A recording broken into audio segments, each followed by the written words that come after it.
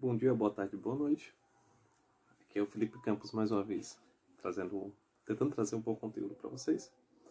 Reitero o pedido de você ir no vídeo, se inscrever no canal, curtir o vídeo e comentar.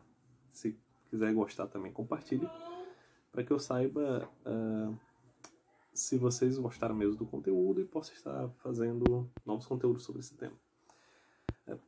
A respeito, eu gostaria de falar um pouco com vocês hoje sobre as imagens medievais.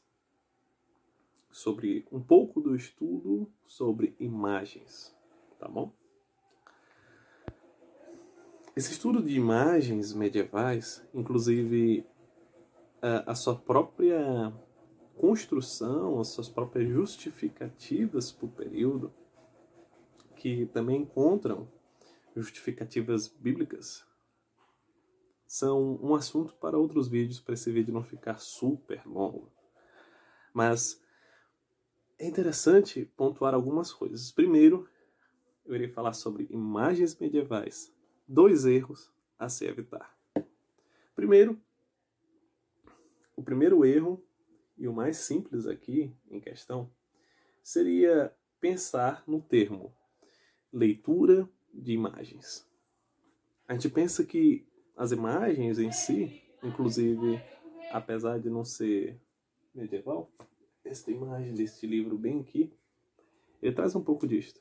A gente pensa que é só a gente lê-lo, olha, esse aqui é o Elias, esse aqui é o pão que o corvo lhe traz, e toda uma imagem linda por trás, certo? Mas em imagem medieval, não usamos esse termo leitura de imagens. Por quê? Porque o que fazemos na imagem medieval é uma análise. Por quê?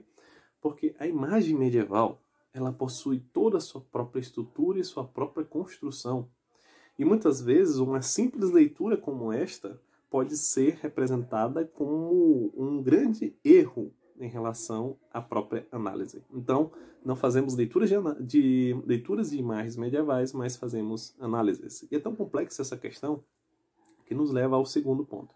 Porque a frase ficou famosa depois que o outro Papa Gregório, que teve muitos Papas Gregórios muito importantes aí, ele também esteve em uma controvérsia e escreveram para ele a respeito de se deveriam preservar uma imagem sobre uma questão bíblica ou não. Se deveriam quebrá-la ou deveriam destruí-la ou deveriam deixar ela sobreviver ali. E Gregório, ele nos diz que as imagens medievais são a Bíblia do iletrado. E, de certo ponto, certas imagens medievais, elas trazem um tanto de instrução para aquele que não sabe ler. No entanto, é um grande erro pensar sobre Bíblias dos iletrados para todas as imagens medievais como um todo. Por isso, é dito que é melhor deixar esse termo do que abraçá-lo, porque a maioria das imagens medievais, elas estão não ao alcance da compreensão do iletrado. Por quê? Porque no próprio período medieval, e hoje em dia também, poucas pessoas têm a capacidade de se perceber, de estudar uma imagem. Inclusive, tem imagens que até hoje não foram divulgadas, imagens do período medieval. Não só isso, mas existiam imagens que eram colocadas para serem prontamente usadas uma vez a cada ano ou uma vez a cada 10 anos.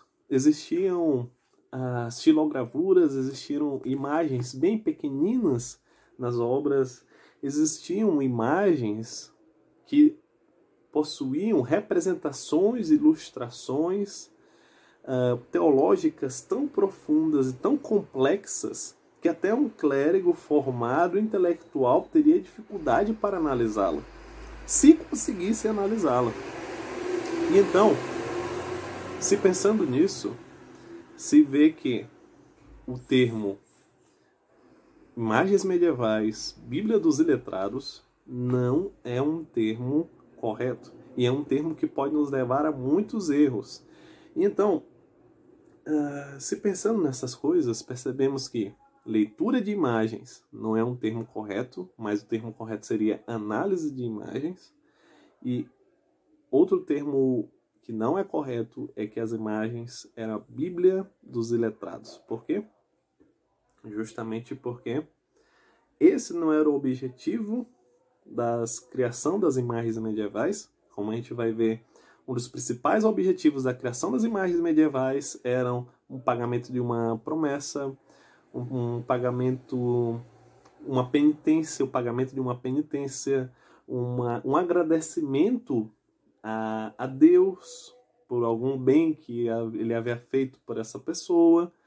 Então é muito mais complexo, e esses são só os principais motivos, porque haviam diversos outros motivos para essas criações das imagens medievais, inclusive algumas imagens que autores, diversos motivos, motivações em relação ao imaginário, e todas essas possibilidades de construções em relação a todas essas questões para serem percebidas, questionadas, analisadas e construídas.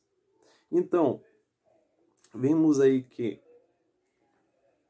há essa justificação bíblica, inclusive de dar honra a Deus, inclusive de se pensar sobre essas questões.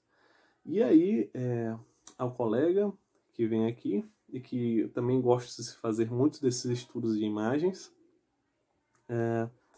essas percepções e análises de imagens, eu estarei trabalhando um pouco sobre analisar imagens, de acordo com Bachet, de acordo com Jean-Claude Schmitt.